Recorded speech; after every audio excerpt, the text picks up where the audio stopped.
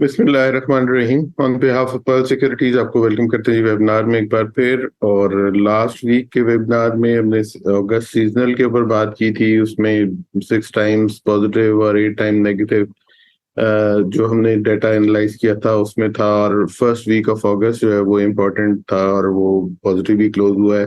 उसके ऊपर भी आज मुझे से बात करेंगे। और अदरवाइज हमने हार्मोनिक शार्क पैटर्न के ऊपर काफी डिस्कशन की थी। और एक जो वॉच आउट लेवल था 47,900 का, वो मार्केट ने ब्रेक किया और मार्केट ने 49,404 का हाई टच किया। और जो क्लोजिंग आई है वो 48,585 की आई है। गोइंग फॉरवर्ड अब चीजें देखने वाली होंगी। हमने पिछले वीक उस डिसिप्लिन ट्रेडिंग की बात की थी, बट मार्केट एक ट्रेंडिंग मूव दिखाई, वॉल्यूम्स भी मार्केट में हेल्दी रहे। अब गोइंग फॉरवर्ड क्या चीजें होनी चाहिए, किस किस्म की स्ट्रेटेजीज को देखना चाहिए, तो ओवर टू जमशेद। जी अस्सलाम वालेकुम। वालेकुम सलाम। सब क्विकली रिकैप करते हैं जो हमारा सीजनल था।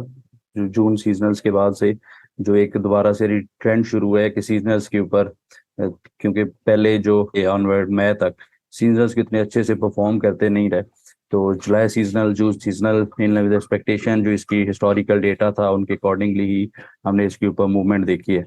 तो इसकी सिग्निफिकेंस दोबारा से अब हाईलाइट होती नजर आ रही है और many peoples are starting discussing it again.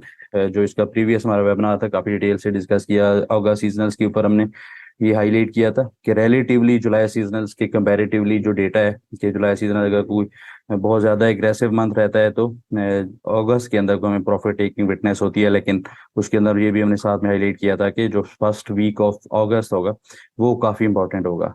तो टिल नाउ एक वीक कंप्लीट हुआ है, तो करंटली को हम 1.15% का इंक्रीज विटनेस करते नजर आ रहे हैं अगस्त सीजनल्स के ऊपर।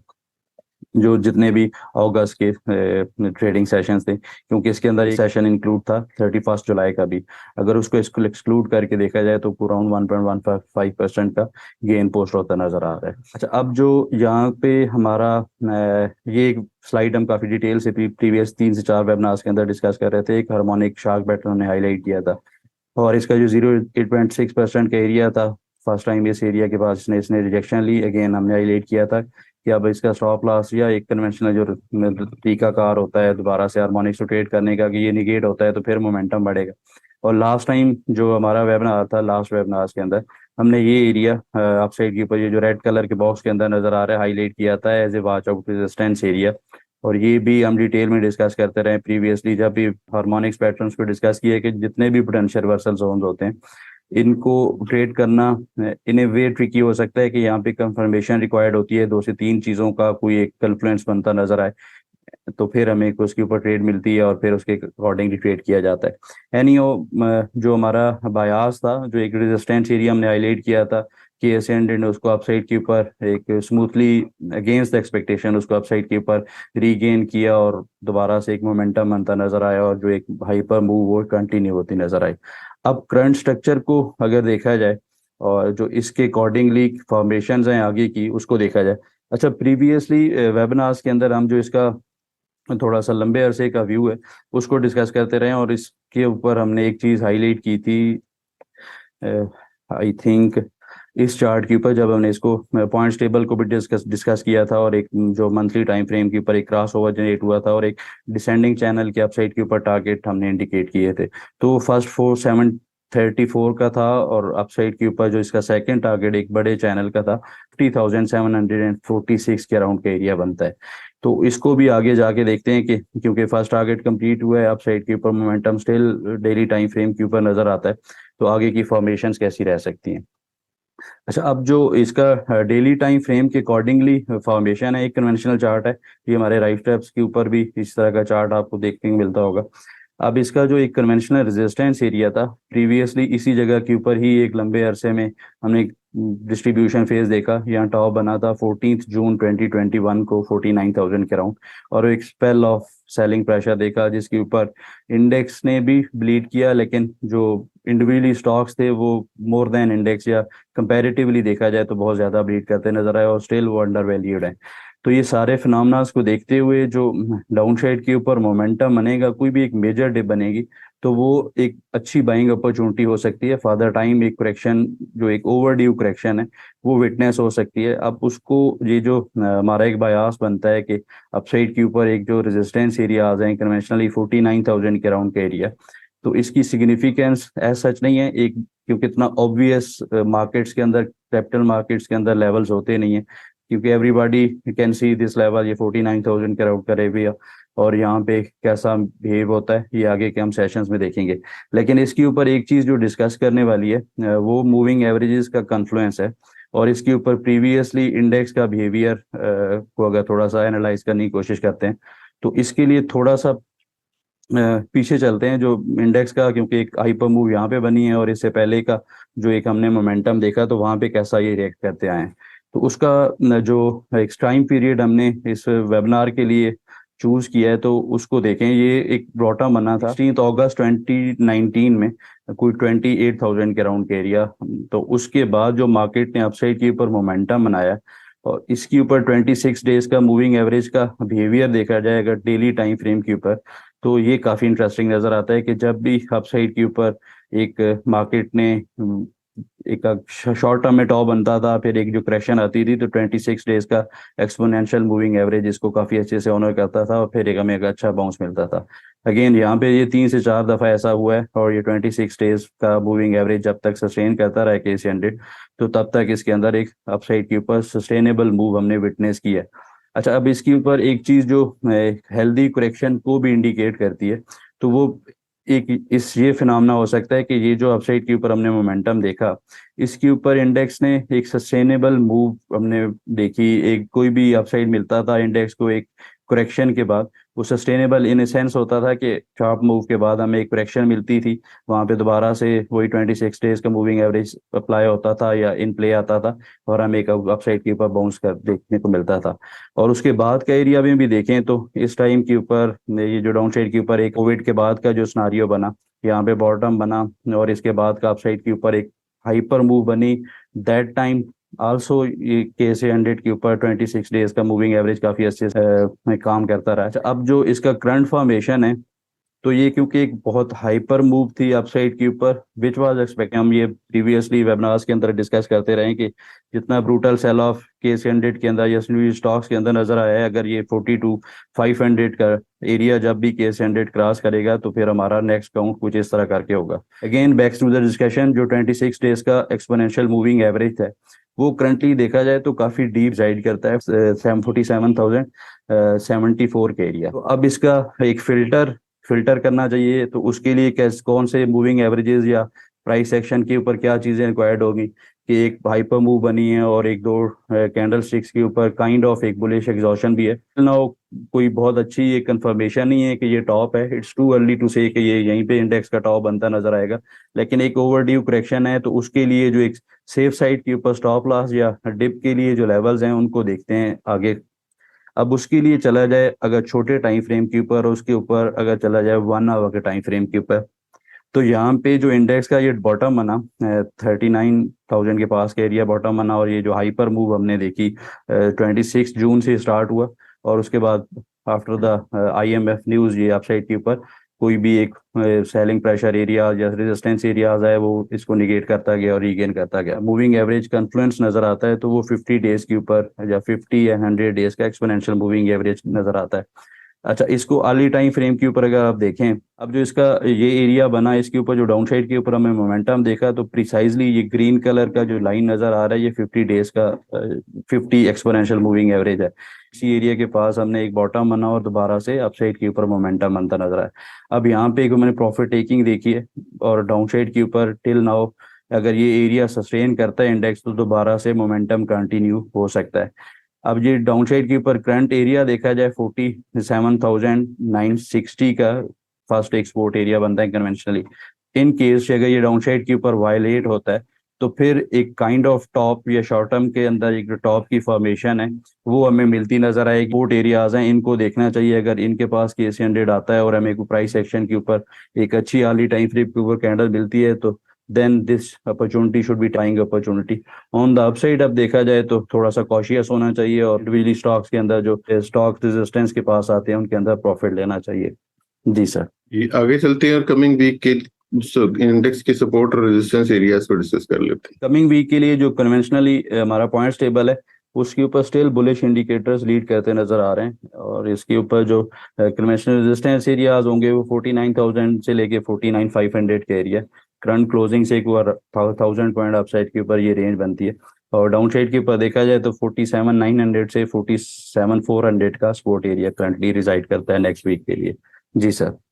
ये ट्रेड प्लान्स का फॉलो अप कर लेते हैं। जी, ट्रेड प्लान्स में लास्ट वीक जो हमारा एक कन्वेंशनल एक टॉप पिक्स होती हैं वो इंक्लूड नहीं किए थे, राइटअप्स के अंदर हाईलाइट किए थे। जो प्रीवियस हमारे 2-3 वीक से स्टॉक्स थे उन्हीं के अंदर ट्रेलिंग स्टॉप लॉस के साथ अपसाइड के ऊपर टारगेट्स बताए थे। ड्यूरिंग द वीक जो मंडे का हमारा सेशन था इसके ऊपर एक एवीएन के ऊपर फॉर्मेशन बनी, ब्रेकआउट जनरेट होता नजर आया, तो इसके इनिशियल टारगेट्स आके कंप्लीट हुए।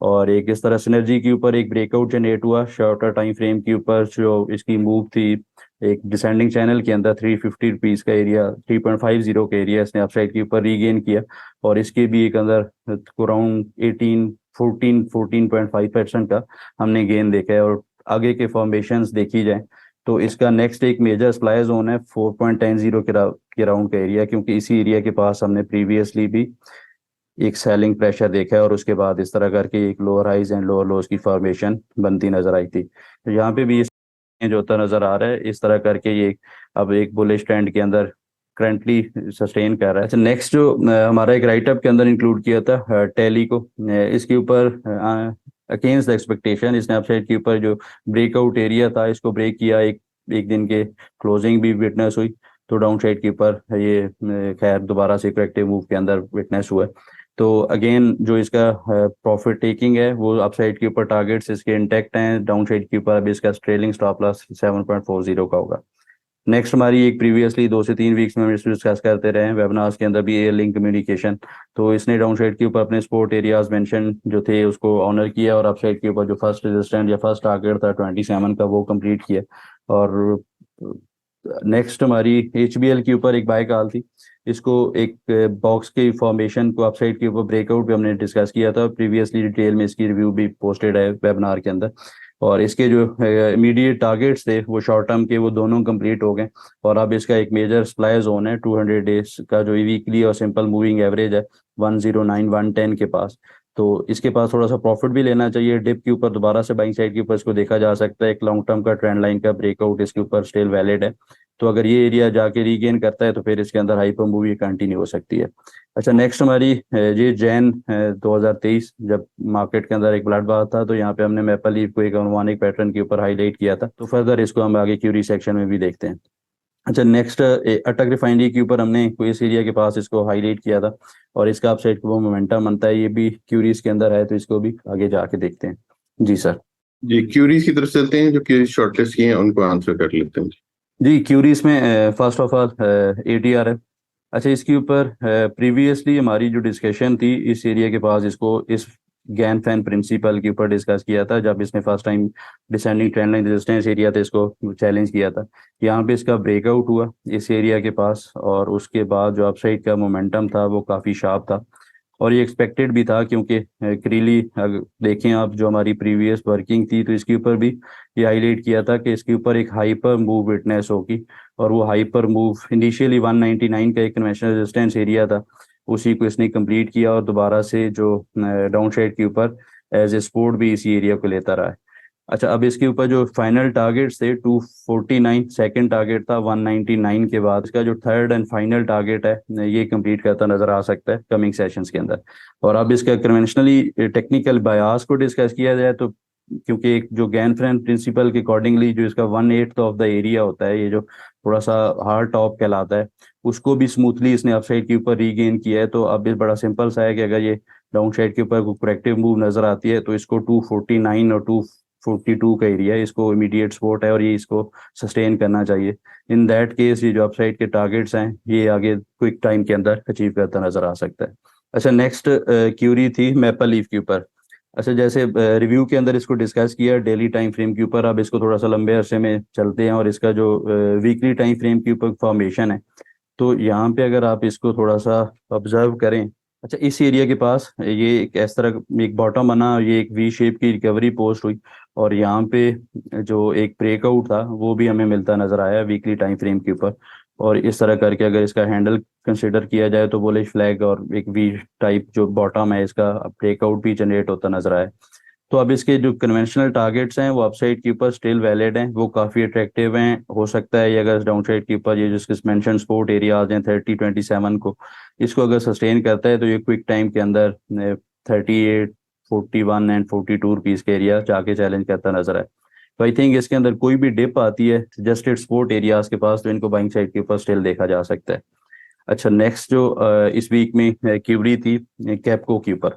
अच्छा, ये इसका एडजस्टेड चार्ट है और इसको एक नेक्स्ट स्लाइड के ऊपर इस जगह के ऊपर आप देखें तो इसके ऊपर एक राइट अप था, क्लाइंट्स के साथ शेयर किया था कैपको के ऊपर।